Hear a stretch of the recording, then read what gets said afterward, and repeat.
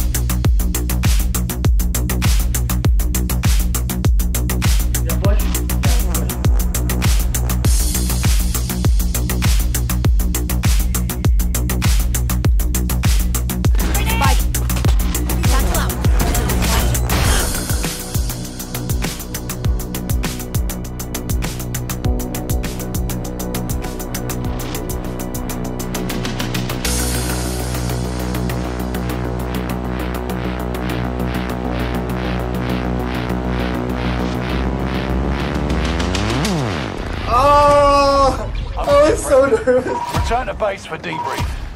As you guys just witnessed, the setup does not guarantee a win, but it makes the gaming experience a lot better. The desk I chose was a shift desk from Ergonofis. The tabletop is 24 inches by 48 inches, and I have it in the deep black color. I chose the shift for two reasons. Number one, sometimes I roll this desk into the living area and my office door is only 26-inch wide. I like the flexibility of being able to move it around when I want to play late at night or do a bit of work while watching TV with my wife. Number two, the desk has a soft touch laminate that has an anti-fingerprint surface that is also scratch resistant. With moving the desk out of the office and back, I know this desk would potentially get more wear and tear, and so having a tabletop that is more robust offers peace of mind. Speaking of moving the desk, I got casters with it, and despite the heaviness of it being an electric standing desk, moving it around is easy. Another accessory I got is this power bar outlet. It's a great addition that helps me plug things easily. This comes in handy when charging accessories like my headset, charging my batteries for filming, and most importantly when I need to plug in my laptop when I'm using this as a second workstation. When I'm using this desk for work, I use this fold laptop stand from Ergonofis to hold my MacBook Pro.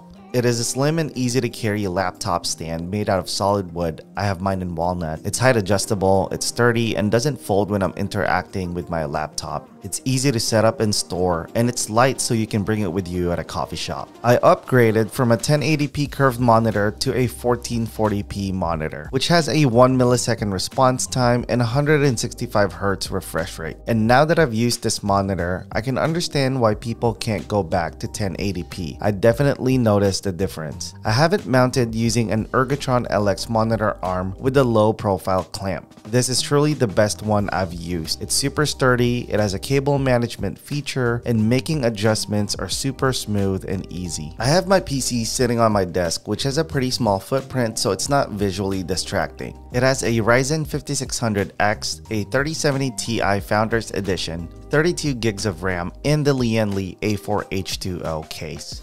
I'll link the video of the full build if you want to see how I built this PC with zero experience. Since that video, I replaced the stock cables with custom cables from CableMod to make my build cleaner. Although I can't say I've seen any significant increase in performance, it's very satisfying knowing that I took the extra step in making this build as clean and efficient as I can.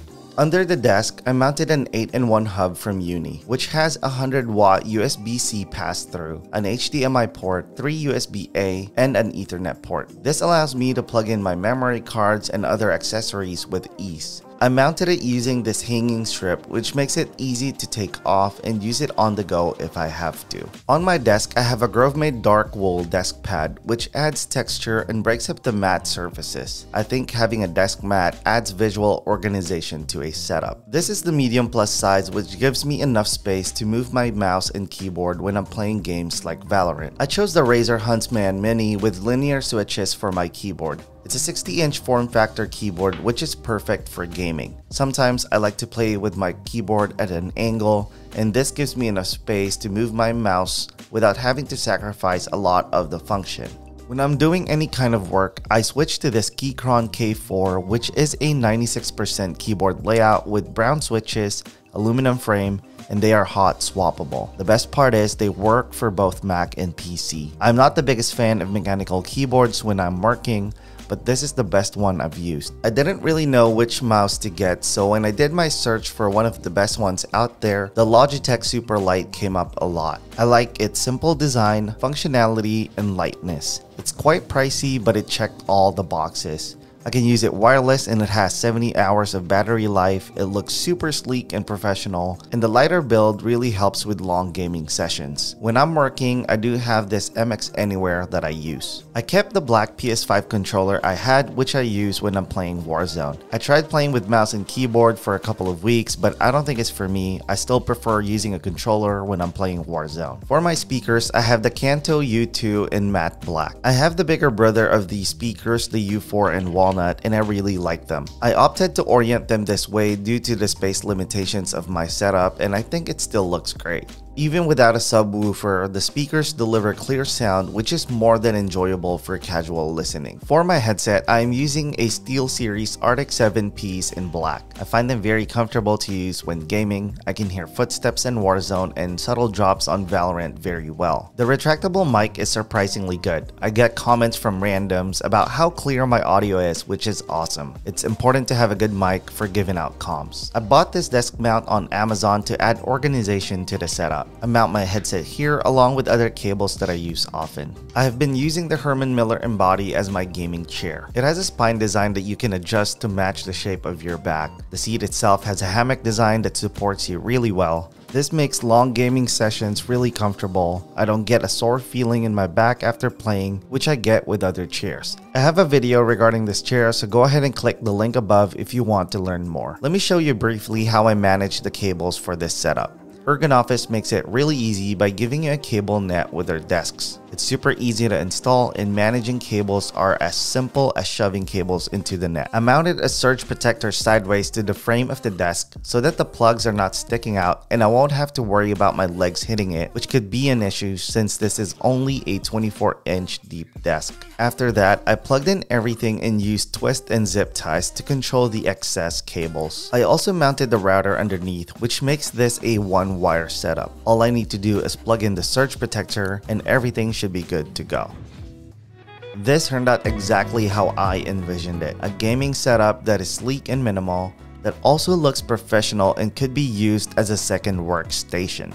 It complements the space really well, and it's not visually distracting to anyone visiting the space. When gaming at night, I just turn on the lamp right next to it and change the color to set the mood that I want. Despite being in the same space I work in, it doesn't take away from the gaming experience. Playing here feels really good, and it enables me to disconnect and relax. If you made it this far in the video, let me know by typing gamer in the comments below, and follow me on Instagram at JohnImperial to see more content from me. I hope you guys enjoyed this video. If you did, please give it a thumbs up. If you loved it, subscribe to the channel. Thank you guys for watching, and I'll see you in the next one. Bye.